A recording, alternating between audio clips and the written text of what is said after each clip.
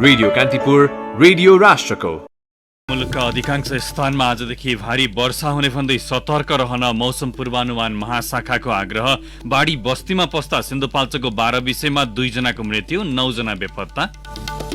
सत्तारूढ नेकपाका 2 अध्यक्षबीच प्याकेजमा सहमतिको पहल सुरु। पार्टी एक भएर जाने विश्वास व्यक्त गर्दै मुख्य सचेतक गुरुङले भन्नुभयो, राष्ट्रियताको पक्षमा उभिने नेताले पार्टीको नेतृत्व गर्छ। एकै दिन 60,000 थपिएसके अमेरिकामा कोरोना भाइरस संक्रमितको संख्या 30 लाख नाग्यो। विश्वभर 1 करोड 20 लाख संक्रमित। र इङ्ग्लिस प्रिमियर लिग फुटबलको पछिल्लो खेलमा लिभरपुल र म्यान्चेस्टर सिटी विजयी। स्पेनिस ला लिगा फुटबलमा बार्सिलोनाको उपाधि यात्रा कायमै। नमस्कार, कान्तिपुर डायरीबाट साथी सन्तोष अनि तेजेन्द्रको समाचार अब विस्तारमा। मनसुन पूर्ण रूपमा सक्रिय भएसँगै मुलुकका अधिकांश स्थानमा पहिरो, बाढी तथा डुबानको समस्या आउन सक्ने जल तथा मौसम पूर्वानुमान महाशाखाले जनाएको छ। मौसम मध्यभागमा पुगेको र आजदेखि मुलुकका अधिकांश स्थानमा हुन सक्ने भारी वर्षाका कारण सो समस्या आउने महाशाखाको भनाइ छ। विशेष गरी पहाडी क्षेत्रमा पहिरो जाने, बाढी जाने तथा तराई क्षेत्र डुबानमा पर्न सक्ने अनुमान छ। महाशाखाका मौसमविद वरुण पौडेललाई हामीले मौसमको पछिल्लो पूर्वानुमान बारे कुराकानी गरेका छौं। 3-4 दिन चाहिँ अलिकति बढी वर्षा हुन सक्ने किन भनेको छ त भन्दाखेरि त्यो न्यून चापीय रेखा भन्छ मनसुनको, त्यो चाहिँ अलिकति नेपालतिर सर्दैछ। त्यसै कारणले गर्दाखेरि देशभरि नै बदली भएर अधिकांश स्थानमा चाहिँ बदली भई वर्षा हुने गर्दछ भने केही स्थानमा विशेष गरी प्रदेश नम्बर 1, 2 बागमती गण्डकी प्रदेश र प्रदेश नम्बर 5 का केही स्थानहरूमा चाहिँ भारी वर्षाको पनि हामीले आकलन गरेका छौं। वर्षाबाट हुन सक्ने सम्भावित क्षतिहरूको केही हुन सक्छ अनुमान के गरेछ? लगातारको झरी हुँदाखेरि जमिन अत्यन्त गलिसकेको अवस्था हुन्छ र विशेष गरेर यो पहाडी भूभागहरूमा चाहिँ यो बाटोहरू चाहिँ गोरिटोर अवरुद्ध हुन सक्ने सम्भावना रहन्छ, यातायात अवरुद्ध हुन सक्छ, पहिरो जान सक्ने सम्भावना छ। साथसाथै तराईका क्षेत्रमा विशेष गरी प्रदेश नम्बर 2, 3 बागमती प्रदेश र प्रदेश नम्बर 5 का केही तराईका भूभागमा डुबान पनि हुन सक्ने देखिन्छ र पहिरो जान सक्ने र बाढीहरू हुन सक्ने सम्भावना रहन्छ। कुन कुन क्षेत्रमा पहिरो जान सक्ने सम्भावना छ? पहाडी क्षेत्रको कुरा गर्दा विशेष गरी पूर्वका क्षेत्र भयो हैन, यो ओखलढुङ्गा धनकुटा साइड भयो, पाल्पा गुल्मी यी स्थानमा, त्यसै डडेलधुरा दिपालतिर पनि चाहिँ पहिरो जान सक्ने सम्भावना हुन सक्छ। जहाँ जहाँ जमिन चाहिँ अलिकति चाहिँ दिनभरि भिजेर बढी कमजोर भएको हुन्छ त्यस्तो स्थानहरूमा चाहिँ पहिरो जान सक्ने सम्भावना हुन्छ। विशेष गरी पहाडी भूभागहरूमा जहाँ अब यो यातायात बाटोहरू भइरहेको ठाउँ छ त्यसमा चाहिँ तलबाट जमिनहरू काटिएको अवस्था हुन सक्छ, माथिबाट चाहिँ कमजोर भएर जमिनहरू जान सक्ने सम्भावना रहन्छ, घुसेको सम्भावना पनि त्यतिकै छ। तराई क्षेत्रमा बाढीबाट डुबान पनि पर्न सक्ने भनेर पनि अनुमान गरिएको छ, त्यो बारेमा चाहिँ के बताइदिनुहोस् न? त्यहाँ चाहिँ ढल निकासको राम्रो प्रबन्ध नभएर साथसाथै हामी अब यो अलिकति बर्डर साइडमा चाहिँ बाँधहरूको कुराहरू पनि छ, त्यहाँ अब अलिकति अग्लो भूभाग बनाएर बाटो लगिरहेको छ भन्ने कुरा पनि छ। इन्डियाको बर्डर साइडमा त्यसको पनि प्रभाव हुन सक्छ होइन। विशेष गरेर जति पनि चाहिँ पहाडमा परेको पानी सबै तराईतिर जानेहरू त्यो क्षेत्रमा राम्रोसँग त्यसको पानीको निकास नभएको खण्डमा ती क्षेत्रमा डुबान हुन सक्ने हुन्छ। साथसाथै नदीमा चाहिँ पानीको बहाव सतह चाहिँ माथि बढ्न गई चाहिँ बाढीको पनि समस्या हुन सक्छ। विशेष गरेर 1 नम्बर 2 नम्बर प्रदेशमा चाहिँ त्यस्तो समस्या बुझिन्छ, किन भन्दाखेरि गिटारमा वर्षहरूमा पनि त्यहाँ चाहिँ जोखिम स्थल भनेर पनि हामीले आकलन गरिसकेको अवस्था छ। यो समस्या आजदेखि सुरु भए कहिलेसम्म रहन्छ? 3-4 दिनको लागि नै छ, आइतबारसम्म रहने देखिन्छ। कतिपय स्थानमा चाहिँ कतिमा चाहिँ शुक्रबार शनिबार गएकोमा चाहिँ अलिक बढी प्रेसर हुन्छ भने आइतबारतिर चाहिँ जाँदाखेरि सुदूरपश्चिमतिर त्यसको प्रभाव बढी देखिएको छ र सोमबार मङ्गलबारतिर केही कम हुने, फेरि बुधबार बिहिबारतिर फेरि वर्षा हुन सक्ने देखिन्छ। कति ठाउँमा के कति वर्षा हुन्छ सामान्य अनुमानमा चाहिँ सबै ठाउँमा मध्यम खालको वर्षा भए पनि केही स्थानहरूमा चाहिँ भारी वर्षा हुन सक्छ भनेको चाहिँ यो 100 मिलिमिटर भन्दा बढी पनि जान सक्छ कति स्थानमा र अन्यत्र चाहिँ 50-60 मिलिमिटर 10-40 मिलिमिटरसम्म चाहिँ रहन सक्ने देखिन्छ। 3-4 दिन चाहिँ अलिकति बढी वर्षा। सिन्धुपाल्चोकको 12 विषय नगरपालिका 5 गातीको जम्बुमा भोटेकोसी नदी र एल्मो खोलाको बाढी पस्ता बगाएर 2 जनाको मृत्यु भएको छ, 9 जना बेपत्ता छन्। बाढीले 14वटा घर बगाएको छ। बाढीले बगाएका जम्बुका 20 वर्षीय निकेश बस्नेत र उनकी 3 वर्षीय छोरीको शव फेला परेको इलाका प्रहरी निरीक्षक नवराज नेउपानेले जानकारी दिनुभयो। बेपत्ता 9 जनाको प्रहरी, सेना र स्थानीयले खोजी गरिरहेका छन्। अरण्यको राजमार्गको ड्याम, जुरे, सादी खोल्सा, जलेटार ब्यारेक मुनिको भाग, 12 विषय इलाका प्रहरी कार्यालय छेउ खगदलदेखि जम्बू बजारसम्मको वरिपरिको सडक र पुल सबै खोलाले बगाएको छ। 12 विषय बजार छेउको ढिस्को खस्न थालेपछि तटीय क्षेत्रका स्थानीय त्रासमा छन्। जम्बूसम्म पुग्ने सडक क्षेत्रको सबै सम्पर्क टुटेपछि माथिल्लो गाउँको बाटो हुँदै घटनास्थल जाँदै गरेको इलाका प्रहरी निरीक्षक नेउपानेले बताउनुभयो। यस्तै भोटेकोसी गाउँपालिका वडा नम्बर 5 मार्मिङ गाउँको बलकुटे खोलामा आएको बाढीले एउटा घर बगाएको छ। सत्तारूढ नेकपामा सरकारको काम कारबाहीसँगै समग्र पार्टी र नेतृत्वको व्यवस्थापनबारे प्याकेज सहमतिको पहल सुरु भएको छ। सोही कारण प्रधानमन्त्री एवं पार्टी अध्यक्ष केपी शर्मा ओली र अर्का अध्यक्ष पुष्पकमल दाहाल बीचको छलफल लम्बिएको नेताहरूले बताएका छन्। सरकार सञ्चालन, नेताहरूको जिम्मेवारी बाँडफाँड, एकीकरण प्रक्रियालाई टुङ्गोमा पुर्याउने जस्ता विषयमा दुई अध्यक्षबीच छलफल केन्द्रित भएकाले बैठक लम्बिएको अध्यक्ष दाहाल निकटका एक नेताले बताए। स्थायी समितिका बहुमत सदस्यले प्रधानमन्त्री र अध्यक्ष पदबाट ओलीको राजीनामा माग गरिरहेका बेला समग्र पार्टीको व्यवस्थापन र सरकार सञ्चालनबारे छलफल केन्द्रित भएको हो। दुई अध्यक्षबीच आज पनि छलफल हुने भए पनि समय भने निश्चित भइ नसकेको दाहालका प्रेस संयोजक विष्णु सापकोटाले जानकारी दिनुभयो। दुई अध्यक्षबीचको छलफल लम्बिँदा स्थायी समिति बैठक पटक पटक स्थगित हुँदै आएको छ। नेकपा स्थायी कमिटी सदस्य एवं मुख्य सचेतक देव गुरुङले वैचारिक अन्तर्विरोधका कारण पार्टीमा बारम्बार विवाद देखिने गरेको बताउनु भएको छ। पार्टी र मुलुक साम्राज्यवाद चिन्तनबाट मुक्त हुन नसकेका कारण बारम्बार समस्या देखिने गरेको तर्क गर्दै उहाँले वर्ग सङ्घर्ष र अन्तरसङ्घर्ष बीच कायम विवादको प्रभाव पार्टीमा परेको बताउनुभयो। रेडियो कान्तिपुरको नियमित कार्यक्रम दि हेडलाइनर्समा आज बिहान कुराकानी गर्दै उहाँले एकीकरणका समय आत्मसात गरेका सिद्धान्त र सहमतिलाई आधार बनाउँदै अघि बढे पार्टीले निकास पाउने दावी समेत गर्नुभयो। समस्या समाधान कसरी हुन्छ त भन्दाखेरि चाहिँ जबसम्म साम्राज्यवाद परस्त चिन्तनले घर गरिरहेको हुन्छ, त्यसले प्रभाव पाएको हुन्छ, त्यसले प्रबुद्ध जमाएको हुन्छ, तबसम्म समस्या समाधान हुँदैन। शासन विभाजनको विभाजन, तपाईँको गुटै विषय विभाजन, व्यक्ति विषय विभाजन, नेतै विषय विभाजन त्यो दिशातर्फ जान्छ। समाजवादी चिन्तनधाराबाट विकास भयो, राष्ट्रिय स्वाधीनताको पक्षहरू उभिन सक्यो, स्वाभिमानको दिशामा जान सक्यो भने पार्टी, संस्था, समूह, आफ्नो वर्ग भन्ने प्रश्नलाई केन्द्रबिन्दु बनाउँछ र चाहिँ विभाजन होइन, विखण्डन होइन, एकता दिशामा जान्छ। मुख्य सचेतक गुरुङले राष्ट्रियताको पक्षमा दृढतापूर्वक उभिने नेताले आगामी दिनमा पार्टीको नेतृत्व गर्ने तर्क गर्दै दुई अध्यक्षबीचको छलफलबाट निकास निस्कने विश्वास व्यक्त गर्नुभयो। सहमति भएन भने प्रजातान्त्रिक पद्धतिबाट समस्याको समाधान हुने उहाँको भनाइ थियो। पछिल्लो समय हिमालयन रेन्जमा युद्ध भड्काउने गरी भइरहेका योजनालाई परास्त गर्दै राष्ट्रियताको पक्षमा नेताहरू उभिए पार्टी एक भएर जाने नेता गुरुङको तर्क थियो।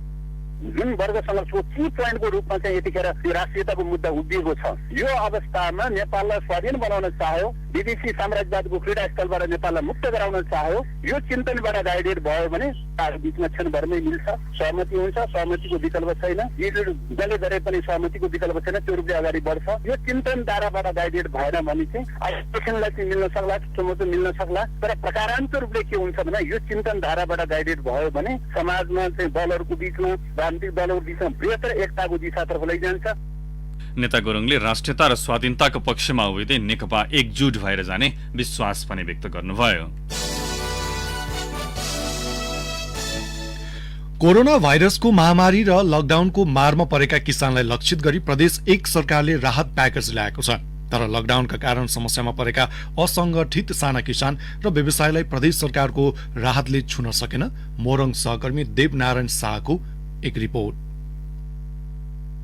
प्रदेश सरकारले कुखुरा र बंगुर पालक, दूध उत्पादक तथा विक्रेता, चियाको हरियो पत्ती उत्पादक, तरकारी तथा फलफूल, च्याउ र माछा उत्पादक किसानलाई लक्षित गरी ल्याएको 45 करोडको राहत प्याकेजबाट 10 करोड 3,90,000 रुपियाँ मात्रै वितरण हुने भएको छ, जसमा पशुपक्षी पालनतर्फ 5 करोड 34,79,000 र कृषि उत्पादनतर्फ 4 करोड 69,11,990 रुपियाँ राहत वितरण गरिने भएको हो। आखिर लक्ष्य अनुसारको राहत किसानलाई किन पुर्याउन सकिएन त? भूमि व्यवस्था कृषि तथा सहकारी राज्य मन्त्री राम बहादुर मगर भन्छन्,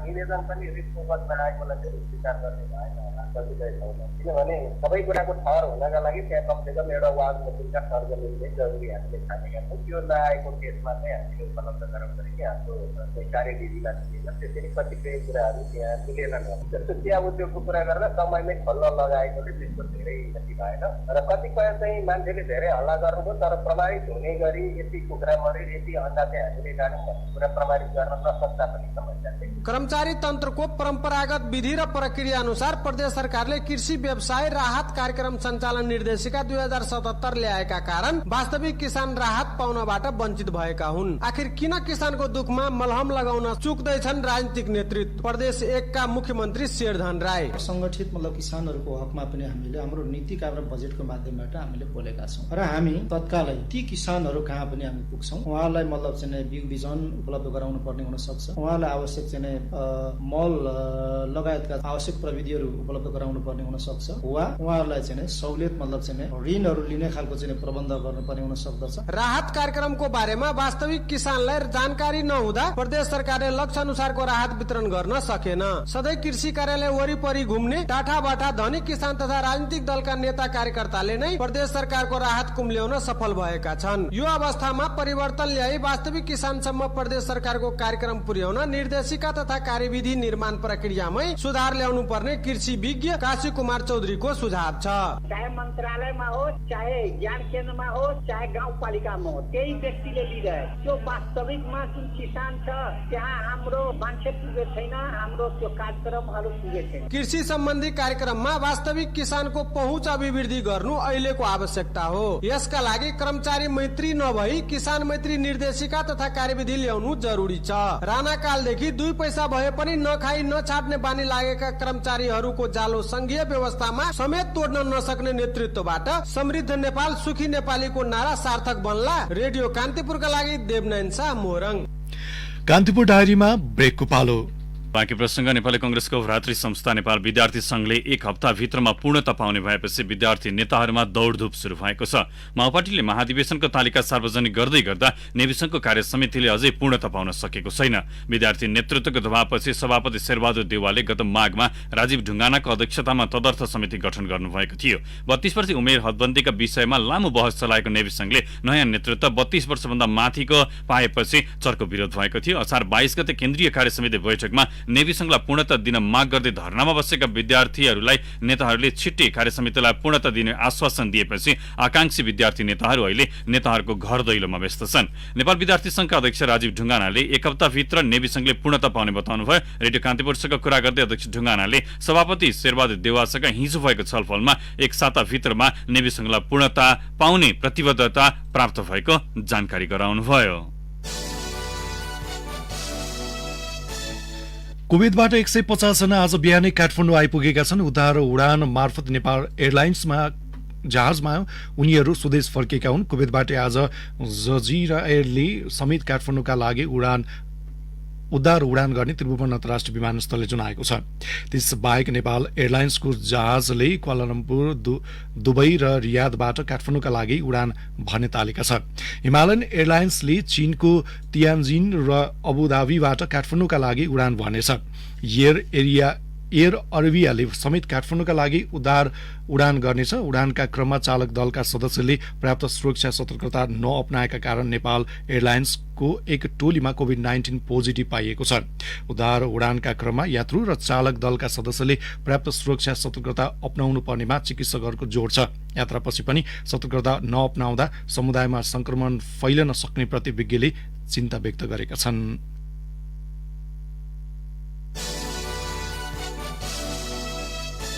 अब अन्तर्राष्ट्रिय समाचार। अमेरिकामा कोभिड-19 संक्रमितको संख्या 30 लाख नागेको छ। 1,31,000ले संक्रमणका कारण ज्यान गुमाइसकेको अमेरिकाको जोन हपकिन्स विश्वविद्यालयले उल्लेख गरेको छ। संक्रमण दरमा बीचमा केही कमी आए पनि मंगलबार एकै दिन 60,000 बढी नयाँ संक्रमित थपिएका छन्। क्यालिफोर्निया र टेक्सासमा मात्रै दैनिक सरदर 10,000 ले संक्रमितको संख्या बढेको बीबीसीले उल्लेख गरेको छ। मृत्यु दरमा भने कमी आउँदै गरेको छ। व्हाइट हाउसका संक्रामक रोग विशेषज्ञ तथा सल्लाहकार डाक्टर एन्थनी फाउचीले पहिलो चरणमै संक्रमणले जरा गाडेर बसेको बताउनुभयो। संक्रमणमा वृद्धि भइरहे पनि अमेरिकी सरकारले विद्यालय लगायत थप सार्वजनिक क्षेत्र भने खुला गर्ने तयारी गरेको छ। यसैबीच विश्वभर हालसम्म 1,20,09,000 बढीमा संक्रमण पुष्टि भइसकेको छ, जसमध्ये 5,48,822 जनाको मृत्यु भएको छ। ब्राजिलमा 17,13,160 जना र भारतमा 7,42,417 जनामा संक्रमण देखिएको छ।